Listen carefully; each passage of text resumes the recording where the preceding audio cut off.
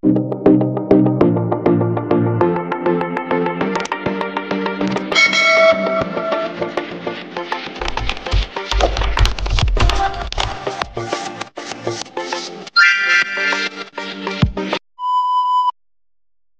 kayang ipagpalit kahit paman gaano karami ang tukso na darating sa kanya. Hello mga guys, kumusta kayo? Panibagong araw, panibagong video na naman tayo. And sa araw na ito ay isa na namang video ang aking ituturo sa inyo na simpleng gabay o simpleng pamamaraan na makakatulong sa atin. At bago ang lahat, gusto ko lang mag-disclaimer sa mga taong hindi naniniwala at hindi gusto ang mga kagaya nitong video. Please skip this video and maghanap kayo ng videos na gustong gusto nyo, dahil ang video na ito ay para lamang ito sa mga taong naniniwala and gusto mag-try. Sa lahat po ng mga nagko-comment dito sa aking video, dito sa loob ng aking channel, mag-ingat sa lahat ng mga nagre-reply sa inyo na dinadala kayo sa kanilang WhatsApp na Imo app upang makaiwas po tayo sa scam. Ngayon po ituturo ko sa inyo paano siya or paano kanya hindi kayang ipagpapalit kahit kanino o ano man ang darating na tukso sa kanya. Ito ay pwedeng gawin sa parehas ang kasarian, babae ito babae, and lalaki ito lalaki, and syempre naman sa ating babae at lalaki na mag-partner. So dito po is kailangan natin ng ating gagamitin sa paggawa ng ritual na ito. So dito po is kailangan natin dito maghanda ng isang maliit na pirasong papel, syempre panulat, kahit anong klaseng panulat pwede, and kailangan din natin dito ng panindi or di kaya posporo o di kaya lighter.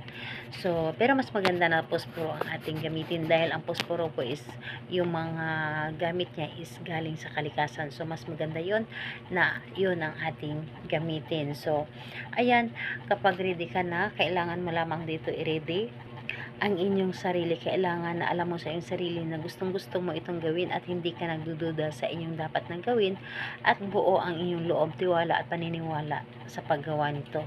So ngayon po, kapag ready ka na, pwede mo na itong umpisan. So ang gagawin mo lamang dito, napakadali at napakasimple lamang.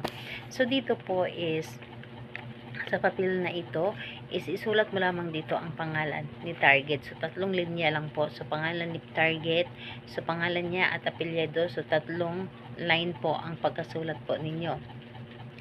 So ayun, pagkalipas or pagkatapos mong isulat,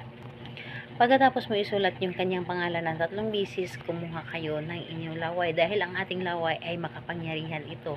So, mas malakas yung energy sa ating ginagawa kapag lagyan natin ng laway. So, lagyan natin ng laway yung 3 line. Pagkatapos mong lagyan ng laway ang 3 linya ng pangalan niya, is kunin ninyo yung posporo o di kaya lighter. So, ang gagawin ninyo dito, yung papel na ito ay inyong sunugin.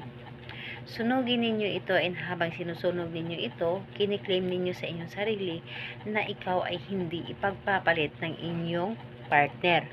Hilingin ninyo dito na sa pamamagitan nito, ako ay hindi ipagpapalit ng aking partner, na kahit ano pa man ang mangyari, ano pa man ang tukso na darating sa kanya, ay hindi niya kaya akong ipagpapalit sa kahit kanino, at hindi niya kayang tumingin sa iba.